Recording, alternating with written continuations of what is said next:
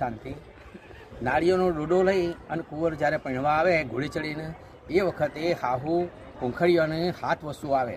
અત્યારે આજના લોકોને તો ખબર નહીં, ડોકોનો બનાવીને પૂંખી લેશે, પણ અસલ વખતમાં શું લાવે?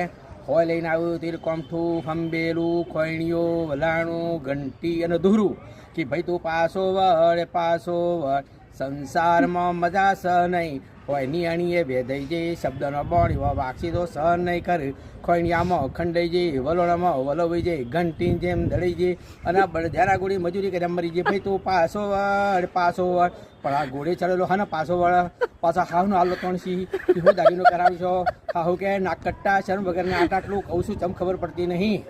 હાચી લક્ષ્મી લેવાય એ તો માગતો નહીં કે હું દાગીનો કરાવશો.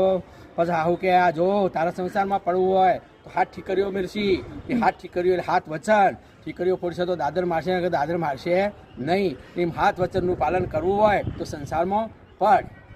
પછી આદમીની વાળેલી ગોઠો બૈરાને છોડાવ, બૈરાને વાળેલી આદમીને છોડાવ. શું કરવા છોડાવ ભાઈ? જીવનમાં ગોઠો ના પડે એટલા માટે.